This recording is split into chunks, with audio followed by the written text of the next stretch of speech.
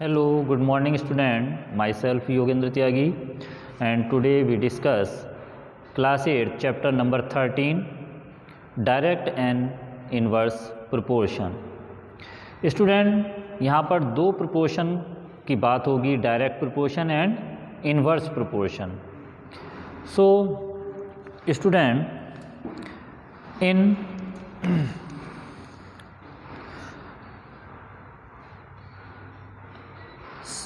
many situations in our day-to-day life where we see two variation in one quantity bringing two variation in the other quantity. दो quantity हैं जिनमें अलग अलग variation देखा जाता है. As a example, if the number of article purchased increase, number of article purchased increase then the total cost also increase. अगर हम आर्टिकल्स की जो नंबर ऑफ आर्टिकल हैं उनकी क्वांटिटी को इंक्रीज़ करते हैं देन टोटल कॉस्ट भी इंक्रीज़ हो जाती है. And other example, more the money deposit in A bank more is the interest earn. अगर हम अर्निंग हमें ज़्यादा चाहिए तो हम बैंक में स्टूडेंट जो अपनी मनी है उसको ज़्यादा डिपॉजिट करेंगे, इंक्रीज़ करेंगे, then interest is also increase. Other example, as the speed of a vehicle increase the time taken to cover the same distance decrease. अगर हम किसी व्हीकल की स्पीड को इंक्रीज़ करेंगे देन जो time taken by vehicle to cover the distance is decrease. यहाँ पर देखिए स्टूडेंट, अगर हम स्पीड इंक्रीज़ कर रहे हैं देन जो टाइम लगना है डिस्टेंस को कवर करने में वो डिक्रीज़ हो रहा है.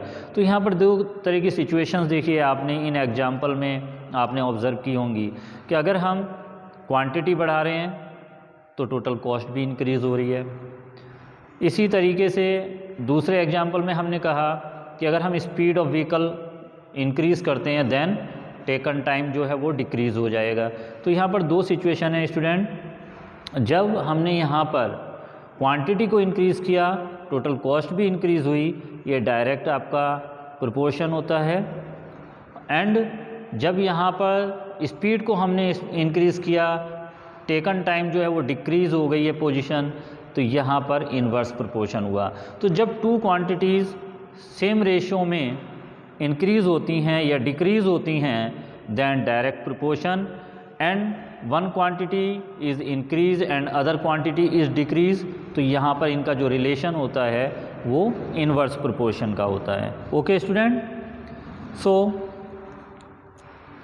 To start this exercise 13.1 and discuss question number 1 student. So first question exercise 13.1, following are the parking charges near a railway station up to. Check if the parking charges are in the direct proportion to the parking time. हमें check करना है कि जो parking charges है वो जो taken time है, parking में जो टाइम यहाँ पर लग रहा है उसके साथ डायरेक्ट प्रोपोर्शन में है और नॉट या इन्वर्स प्रोपोर्शन में है. तो चेक करते हैं स्टूडेंट. देखिए फर्स्ट यहाँ पर है 4 आवर्स टाइम में है और पार्किंग चार्ज है 60 rupees. Question number 1 13.1 student, exercise 13.1. Okay, time, ratio, charges, parking charges. तो देखिए यहाँ पर 4 आवर्स,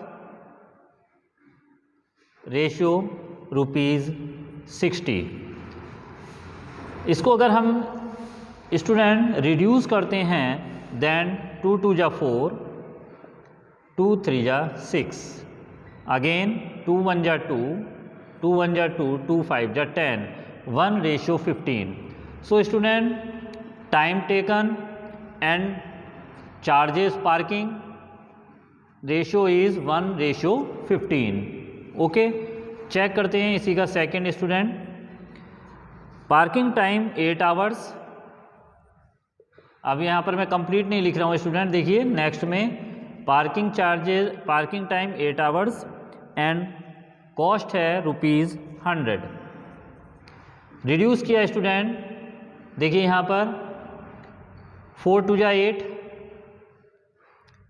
2 4 जा 8, 2 5 जा 10, अगेन 2 2 जा 4, 2 2 जा 4, 2 5 जा 10, 2:25। थर्ड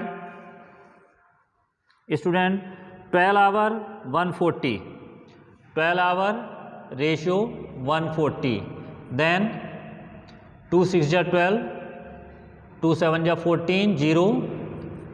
अगेन फिर से हमने इसको रिपीट किया, रिड्यूस किया स्टूडेंट, 2 3 जा 6, 2 2 3 जा 6, 2 5 जा 10, 3:35। And last is fourth part 24 hours and parking charge is ₹180, then 6 4 जा 24, 6 3 जा 18, 2 2 जा 4, 2:15। So student, we observe in this situation time and parking charges,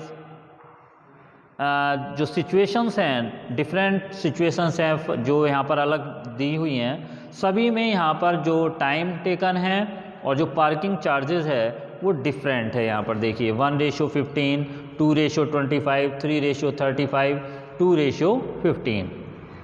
तो यहाँ पर क्या आपने ऑब्जर्व किया स्टूडेंट, हमने चेक किया कि जो ये हमारी क्वांटिटीज़ हैं, taken time and parking charges are not in direct proportion, ये डायरेक्ट प्रोपोर्शन में नहीं है, सभी का जो रेशियो है वो डिफरेंट है। क्लियर? तो आपका मेन क्या है यहाँ पर आंसर कि ये जो रेशियो हैं जो आपकी, ये डायरेक्ट प्रोपोर्शन में नहीं है। क्लियर? चलें नेक्स्ट क्वेश्चन डिस्कस करें। Question number 2, A mixture of paint is prepared by mixing 1 part of red pigment and 8 part of base. Find the parts of the base that need to be added. यहाँ पर देखिए red pigment और उसके साथ जो base का mixture है उनका रेशियो यहाँ पर गिवन है, उसी के बेस पर हमें आगे जो भी हैं क्वांटिटीज़ उनके रेशियो को फाइंड करना है। Clear? Second question. Next question, question number 2 student, यहाँ पर आप ऑब्जर्व कर रहे हैं, देख रहे हैं यहाँ पर एक टेबल है, a mixture of paint is prepared by mixing parts of red pigment and parts of base. Ratio, if red pigment part is 1 then the parts of base is 8. इसी के अकॉर्डिंग स्टूडेंट यहाँ पर ये कह रहे हैं कि अगर parts of red pigment 4 then we find the parts of base. अगर 7 parts होंगे तब base के कितने parts होंगे? तो यहाँ पर ये proportion जो है ये डायरेक्टली प्रोपोर्शन है, क्योंकि इसी के बेस पर इन्होंने कहा है कि जो पेंट का मिक्सचर है जो बनाया जा रहा है, प्रिपेयर किया जा रहा है, उसमें अगर 1 पार्ट रेड पिगमेंट का है देन बेस का जो पार्ट होगा वो 8 होगा और बाकी के पार्ट्स को हमें यहाँ पर फाइंड करना है। तो ये डायरेक्ट प्रोपोर्शन में है student, direct proportion.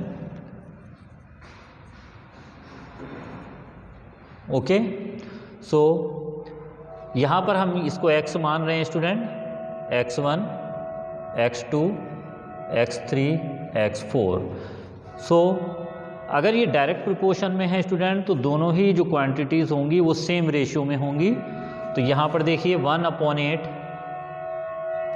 Ratio red pigment 1 and part of base 8, तो 1/8 equal to 4/x1। Cross multiplication किया student, then x1 equal to 8 4 जा 32। तो यहाँ पर देखिए 32 होगा, बेस का जो पार्ट्स होगा स्टूडेंट देन 32। सेकंड सेम इसी तरीके से student 1/8 equal to 7/x2, cross multiplication किया, x2 इक्वल टू 8 7 जा 56, तो यहाँ पर देखिए कितना आएगा स्टूडेंट 56। ओके, सेम इसी तरीके से यहाँ पर भी हम फाइंड कर सकते हैं x3 स्टूडेंट 1/8। देखिए रेशो अकॉर्डिंग टू क्वेश्चन यहाँ पर जो रेशो है वो सेम है, इसीलिए हम 1/8 को ही यूज़ कर रहे हैं स्टूडेंट यहाँ पर। तो 1/8 equal to 12/x3, then x3 equal to 12 8 जा 96। Okay, and next is 1/8 equal to 20/x4, then x4 equal to 160। Okay, so student, we find the parts of base, use the direct proportion, same ratio है यहाँ पर, तो direct proportion है जिसके base पर हमने यहाँ पर जो पार्ट्स ऑफ बेस है उसकी क्वांटिटी को हमने यहाँ पर फाइंड कर लिया है। x1 32, x2 56, x3 96 and x4 is 160। Okay students, so I hope that कि जो आज हमने ये न्यू चैप्टर स्टार्ट किया है डायरेक्ट एंड इनवर्स प्रोपोर्शन, ये आपको क्लियर हो रहा है स्टूडेंट। नेक्स्ट वीडियो में हम अगले नेक्स्ट पार्ट में इसी एक्सरसाइज के क्वेश्चन आगे डिस्कस करेंगे। Okay, thank you very much.